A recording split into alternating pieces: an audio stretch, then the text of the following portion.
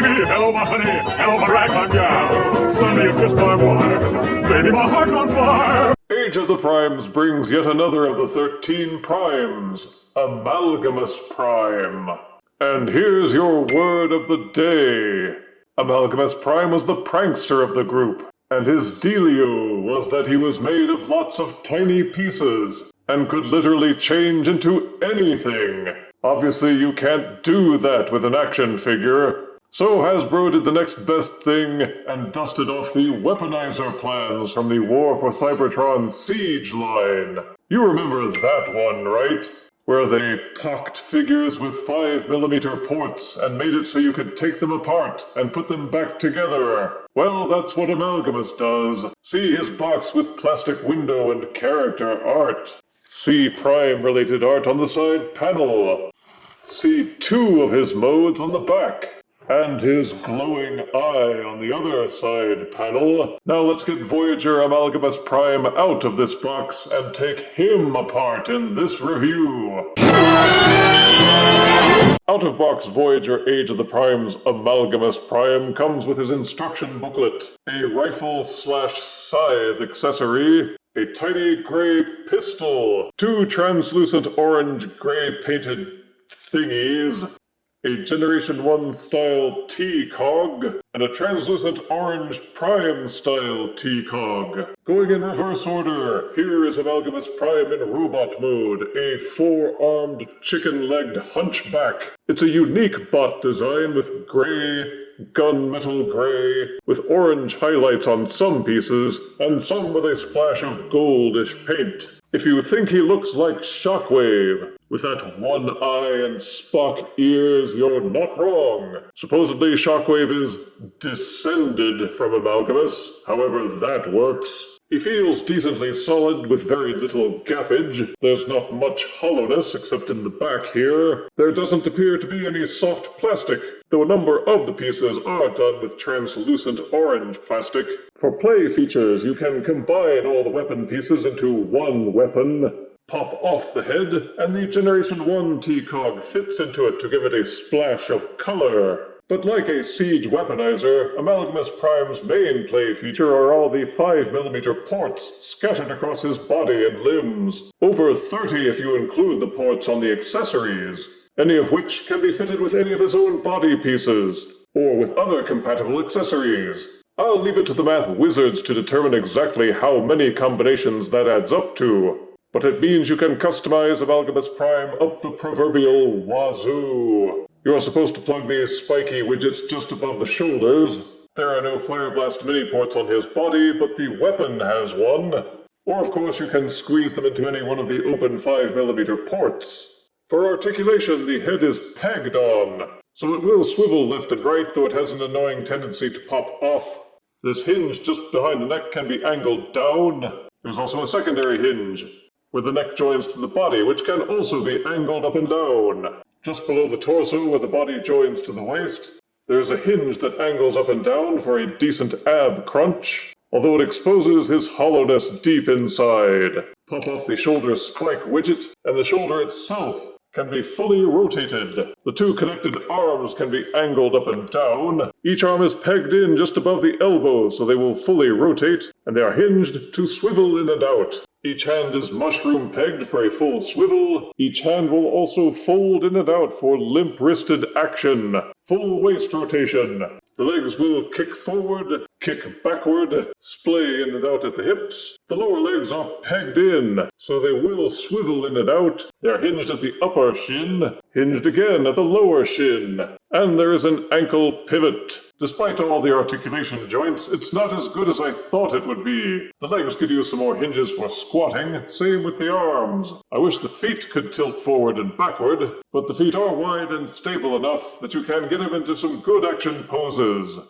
To transform Amalgamous Prime to his alt mode, first, de-accessorize. Take these widgets above his shoulders and rotate them down. You may as well just pop his head off now and get it out of the way, because it's going to fall off regardless. Take his rear neck and angle it down. The entire neck unit pops loose and folds down. This will free you to fold up this ridged armor at the top. Take this section here and invert it, fold it inside. Also take this 5mm port and fold it in as well. Then fold the top armor back down, rotate the robot waist 180 degrees, and fold the whole assembly backward. The instructions make this look more tricky than it actually is, but you will see some tab holes here and a tab here. Fold each of the robot legs down and tab them in. Rotate the chicken joint until it's backwards.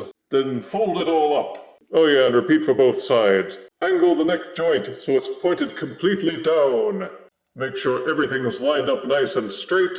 Then keep folding this hinge. Keep rotating and disengage this portion. Plug the head back in.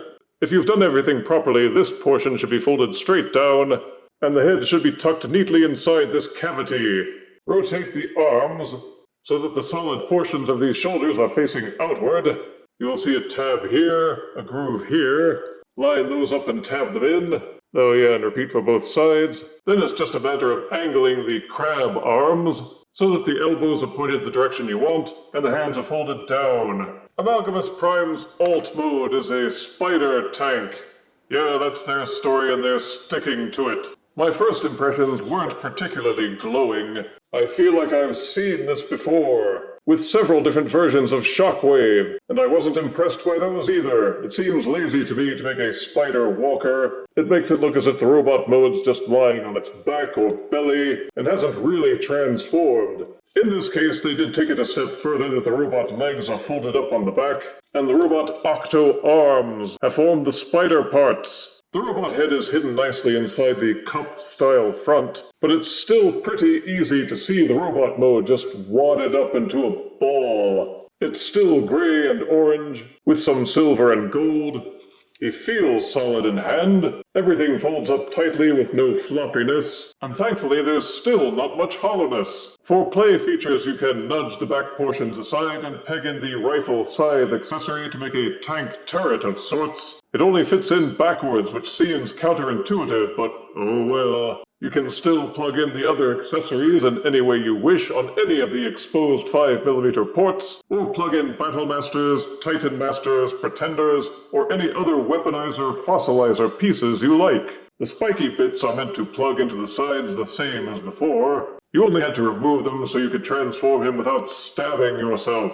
But there's no shortage of ways to accessorize him. So if you think the default mode isn't snazzy enough, then have at it. Since the tank legs are the robot arms, they articulate in the same way, and you can pose the tank hunkered down or perched up, or any combination thereof. Just be mindful that the tank will only stand as level as you can contrive. As for the other configurations, you're only limited by your imagination and practical realities. But like most weaponizers, you can take off all the extraneous components and plug them together in various ways to form either a car, or a sled, or a flying drone, or a TIE fighter, or a mini-tank, though not necessarily in that order. It all depends on how willing you are to fiddle and fuss with Amalgamous Prime and his various parts to see what you can come up with. Weighing 4.6 ounces and standing at 5.75 inches, or 6 inches, depending on how you extend his legs, here is Age of the Prime's Voyager Amalgamous Prime, next to Octoarm's Voyager Siege Shockwave, Kingdom Deluxe Fossilizer Wingding, and this pile of purple buckyballs. Age of the Prime's Voyager Amalgamous Prime is an eclectic figure that may greatly appeal to some, while others are scratching their heads. But that's probably just the way Amalgamous Prime would have liked it. They've certainly succeeded in making a Prime that stands out from the other more normal ones like Alpha Triad or Prima Prime. Positives are a unique appearance, solid materials, a decent color scheme, a number of accessories, and the ability to take them apart and make your own combinations. Negatives are a lackluster alt mode. Sorry, but the spider tank just doesn't cut it for me. The head has an annoying tendency to pop off its peg. It can be difficult to tell if you've transformed him properly because of his natural mishmash appearance. The official weaponizer combinations aren't much better than the spider tank, and I was expecting more in the way of articulation. An upper thigh swivel would have helped a lot, and upper shoulder swivels. I just wasn't able to pull off some of the poses I think he should have been able to do. It was a mixed bag from this figure, and perhaps that's also the way Amalgamous Prime would have wanted it. But from me, it gets only 6 out of 10 deaths. Perhaps Amalgamous Prime needed a bit more mercury. Get it? If you refuse me, honey, you lose me, then you'll be left alone, oh baby, tell 'em all, and tell me I'm your own.